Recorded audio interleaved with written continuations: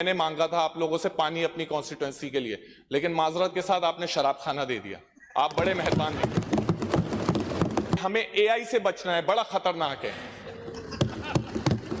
माजरत के साथ मुझे जहालत से बचना है। इस सूबे में जहालत खत्म कर दो, तालीम दे दो, मुझे एआई से नहीं बचना। ये एआई तो वो बेहतरीन चीज है, ये अगर 26 अरब आपने रखे हैं, इसमें से 1 अरब भी अगर आपने टेक्नोलॉजी पे लगा दिया तो गरीब और अमीर बच्चे की तालीम का डिफरेंस आपने पूरा कर दिया। उसको मोबाइल पे टेक्नोलॉजी पे तालीम आ जाएगी और वो पढ़ेगा। बिस्मिल्लाहिर्रहमानिर्रहीम और अस्सलाम वालेकुम। थैंक यू स्पीकर साहब, आपने मौका दिया। 2026-27 का ये बजट 35,025 अरब का बजट पेश किया गया है सीएम साहब की तरफ से। ये इनका 13वां बजट था जो इन्होंने पेश करा है। इस 13 बजट में मैंने जो देखा है तकरीबन $100 बिलियन की अमाउंट है जो इन्होंने खर्च करी है इस सूबे में। अब मेरा सवाल है कि सिंध में क्या क्या इंप्रूवमेंट हुई है? क्या हमारी एजुकेशन इंप्रूव हुई है? नहीं हुई। क्या हमारा इंफ्रास्ट्रक्चर इंप्रूव हुआ है? नहीं हुआ। क्या हमें जॉब अपॉर्चुनिटीज क्रिएट करी हैं? नहीं करी।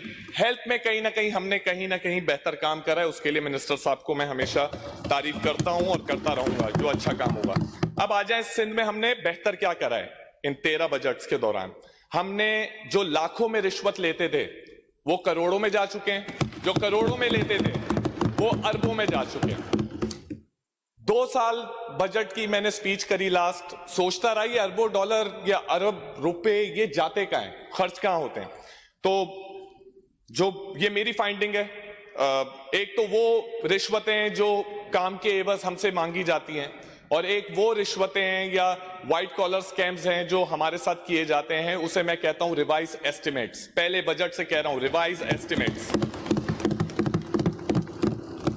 पहले यहां से शुरू करते हैं कि ऑडिटर जनरल की लास्ट रिपोर्ट 1836 अरब की उन्होंने इर्रेगुलरिटीज का बताया।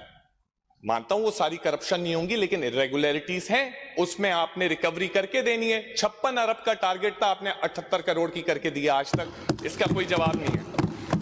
खैर, अब आ जाएं, एक इदारा है हमारा एंटी करप्शन। करप्शन को रोकेगा कौन? एंटी करप्शन रोकेगा। 2022 में आपने एंटी करप्शन के कॉम्प्लेक्स बनाने के लिए टेंडर करा, उसकी अप्रूवल दी 7 अगस्त को 2022 में। 15 मंथ्स का आपने टाइम दिया उस कॉन्ट्रैक्टर को कि कंप्लीट करो ये प्रोजेक्ट। कॉन्ट्रैक्ट था 42 करोड़ रुपए का। आज हम 2026 में बैठे हुए हैं और उसका सिर्फ 2 फ्लोर डले हैं। वो 8 मंजिला इमारत बननी थी, 2 फ्लोर डले। लेकिन मजे की बात यहां नहीं है, रिवाइज एस्टिमेट्स में PC1 पड़ी हुई है 2.5 अरब रुपए की। 2.5 अरब रुपए की अब वो बिल्डिंग बनेगी। अब ये तमाचा है, सिस्टम पे तमाचा है, ये हम सब पे तमाचा है।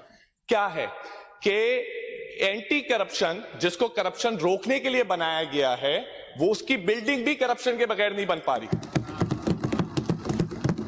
उसमें और बताता हूं आपको, नॉर्मली ग्रे स्ट्रक्चर बनता है, बहुत अच्छा बनता है, जो मैंने बिल्डर से मालूम करा 2000 पर स्क्वायर फुट। ये 10,000 पर स्क्वायर फुट बन रहा है, ऐसा लग रहा है बुर्ज खलीफा बन रहा है हमारा सिंध में ये। खैर, इसके डॉक्यूमेंट जिसको भी चाहिए हो मुझसे ले जाए। फिर आप आ जाएं, इसी तरीके के जो स्कैम्स हैं, कुछ 2 बिल्डिंग्स का और नाम आपको बताता हूं। डिप्टी सेक्रेटरी फ्लैट्स बन रहे हैं बात आइलैंड GOR1। फिर आप जौहर वाले ले लें, deputy secretary flats GR2। CM secretariat जो सीएम साहब का है, उसमें भी सेम हरबा अपनाया गया है। यही रिवाइज एस्टिमेट्स अपनाए गए। इस कॉन्ट्रैक्टर्स को हम क्यों नवाज रहे हैं? कौन है ये कॉन्ट्रैक्टर्स? इनके पास कहां से इतना पैसा देने का हमें शौक आ गया है? खैर, अब जो MSC है, मॉनिटरिंग एंड इवैल्यूएशन डिपार्टमेंट है PND का, इसकी जॉब है कि हर प्रोजेक्ट को बताया जाए कि वो सेटिस्फैक्ट्री है या अनसेटिस्फैक्ट्री है। अगर उस डिपार्टमेंट की यही जॉब है और वो सैलरीज ले रहे हैं, तो फिर मेरा सवाल है कि ये रिवाइज एस्टिमेट्स को कैसे अप्रूव कर रहे हैं? ये चारों प्रोजेक्ट का जो कंसल्टेंट है, मैं उसका नाम नहीं लूंगा, उसकी फैमिली होगी, लेकिन एक ही बंदा है। अगर सीएम साहब कहेंगे उसका भी मैं नाम दे दूंगा। ये जो 4 प्रोजेक्ट के मैंने रिवाइज एस्टिमेट्स बताएं, तो इसी में कोई 15-20 अरब तो यही हमने हाथ आगे पीछे कर लिए। मजे की बात, ये 5 किलोमीटर की रेडियस की बात कर रहा हूं इस ऐवान की, जो ऐवान सुप्रीम कहलाया जाता है। ये करप्शन तो यहां हो रही है, पूरी सिंध की निकालने जाएंगे तो कितनी है उसका हमें नहीं पता। अब आ जाए रेड लाइन BRT, फिर हमारी ये येलो BRT बन रही है। मेरे ख्याल से कोई 15-20 प्रेस कॉन्फ्रेंसेस तो मैंने देख लिए हैं उस पे। इंफ्रास्ट्रक्चर बेहतर हो रहा है, ट्रांसपोर्ट ऐसा हो जाएगा, हम हवाई जहाज में उड़ेंगे। माजरत के साथ 8.5 अरब तो एक प्रोजेक्ट डायरेक्टर खा गया। 8 अरब 50 करोड़ सिर्फ एक प्रोजेक्ट डायरेक्टर। तो मैं सोचता हूं कि और कितनी बड़ी बड़ी मछलियां होंगी जो अरबों में खेल रहे हैं।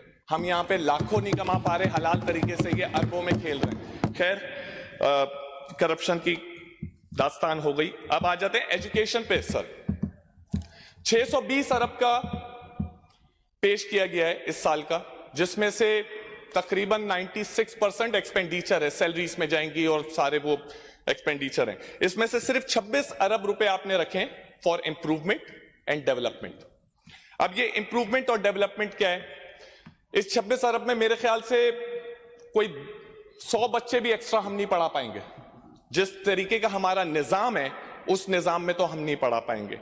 एजुकेशन मिनिस्टर साहब से मुझे बहुत उम्मीदें थी 2 साल, लेकिन माजरत चाहता हूं कि लास्ट अभी कुछ महीने पहले मैंने इनकी एक बात सुनी कि हमें एआई से बचना है, बड़ा खतरनाक है।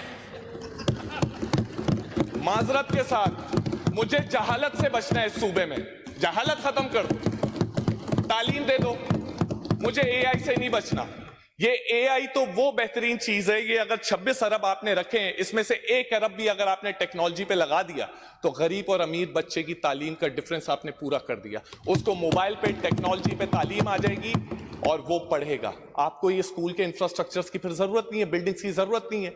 आप करें तो इसके लिए सिर्फ स्मार्ट ब्रेन और नियत चाहिए और कुछ भी नहीं चाहिए। लेकिन माजरत के साथ वो अभी तक नहीं हो पाए। अब हम इस चीजों से डर क्यों रहे हैं? देखें, पिंक स्कूटी दे रहे हैं, अच्छी बात है, वो आप लोग के इनिशिएटिव्स हैं, अच्छे हैं बुरे हैं, वो एक अलग टॉपिक है। तालीम से ये सूबा बदलेगा, ये पाकिस्तान बदलेगा। आप एक पढ़े लिखे सिंध से डर रहे हैं, क्योंकि पढ़ा लिखा सिंध तो ये सिस्टम बर्दाश्त नहीं करेगा। पढ़ा लिखा सिंध कभी भी ये सिस्टम बर्दाश्त नहीं करेगा। तो खुदारा अगर आपने सूबे को बनाना है, डेवलप करना है, मुश्किलात को हल करना है, तो तालीम ही देनी है। तालीम के बगैर कुछ भी नहीं कर सकते। अब आ जाएं आप एक बहुत माजरत के साथ, क्योंकि बहुत बड़ी हस्ती का नाम जुड़ा है इस जिसका मैं नाम लेने वाला हूं। कोई नेगेटिव नहीं है, कोई सियासी पॉइंट स्कोरिंग नहीं है। बेनजीर इनकम सपोर्ट प्रोग्राम के बारे में बात करने वाला हूं। देखें, 18 साल हो गए इसको हमने इंप्लीमेंट किया है स्पीकर साहब।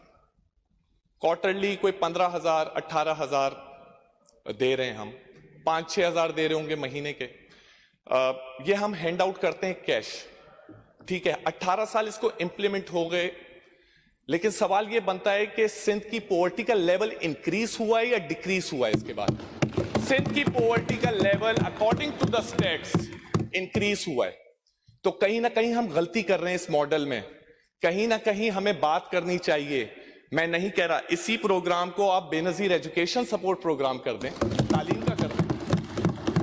जो कश्मीर में बहन है, लाड़काना की बहन है, उसको इतना पढ़ा दें कि आपकी पिंक स्कूटी की जरूरत ही नहीं है, वो आपकी तरह अच्छी गाड़ियां खरीद लेंगी तालीम के बाद, आपके साथ बैठ जाएंगी। इसमें करने में क्या तकलीफ हो रही है? फिर हम एक मसला मुझे नहीं समझ आया, क्योंकि जब मैंने अब डॉलर्स में निकाली ये अमाउंट, 100 अरब डॉलर हमने खर्च कर दिए इतने टाइम में। IMF के 1-2 अरब डॉलर के लिए हमें उठक बैठक कराई जा रही होती है पूरे पाकिस्तान को, अवाम को, सियासतदानों को, सबको। मेरा सवाल है, इसके सलूशन क्या है? इसका सलूशन जो है इंडस्ट्रियलाइजेशन है।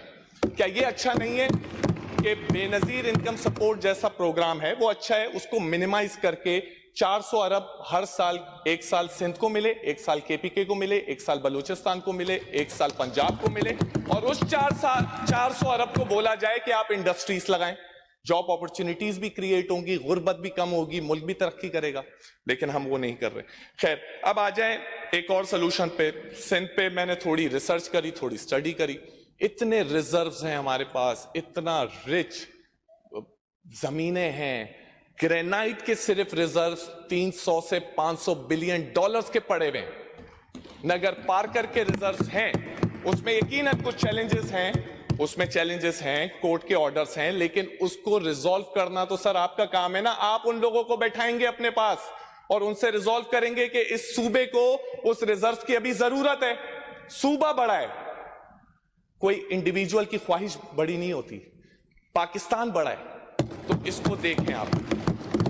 अच्छा, इसी तरीके से ये सिर्फ मैंने ग्रेनाइट के रिजर्व्स की बात करी है, सिंध में और क्या क्या नहीं हो सकता। मैं इसी तरह बात कर सकता हूं, मोहतरमा बेनजीर भुट्टो ने सिंध कोस्टल का स्टार्ट किया था पाम ऑयल का, लेकिन वो बंद कर दिया गया है। उस पे इतना पोटेंशियल है कि उसी से एक मलेशिया मुल्क है जो पूरी उसकी जो इकोनॉमी है वो पाम ऑयल पे ही टिकी हुई है।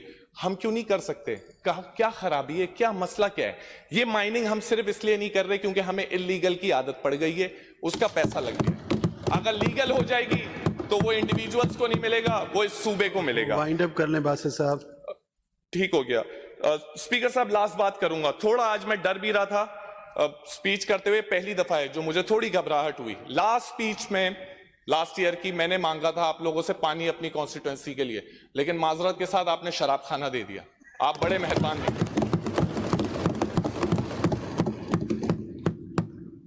स्टैंडिंग कमेटी के मिनट्स पड़े हुए, ऑर्डर पड़ा हुआ है कि शो कॉज नोटिस हुए हैं, ये लाइसेंस इनएक्टिव है। मस्जिद के थोड़ी दूरी पे आपने शराब खाना खोल के दे दिया न्यू कराची के अवाम को, बोला पानी नहीं पियो, अगर ये पीना है तो पी लेना। तो मतलब मेरे को नहीं समझ आया। मुझे उस अवाम को जवाब देना है। मैं आपसे रिक्वेस्ट करता हूं स्पीकर साहब कि प्लीज प्लीज इस मसले को हल कराएं, ये शराब खाने को फौरन बंद कराया जाए। ये एक बहुत सेंसिटिव इशू है और वहां के लोग बहुत गुस्सा हैं और मुझसे गुस्सा भी हैं कि मैं भी इस ऐवान में आता हूं और आपसे भी गुस्सा है। तो इसको दूरी को खत्म करें, आप उस शराब खाने को बंद करें, वो गलत जगह बना हुआ है, रूल्स को ब्रेक कर रहा है। तो बस यहां छोड़ूंगा। बाकी आखिर में सर एक छोटी सी बात करूंगा कि लास्ट ईयर भी रिक्वेस्ट करी थी, इस साल फिर रिक्वेस्ट करता हूं, सारे मिनिस्टर नहीं बोल सकते तो कम से कम कुछ बोल दिएगा कि इस दफा करप्शन नहीं होने देंगे अपने डिपार्टमेंट पे, ये हल्फ ले लिएगा।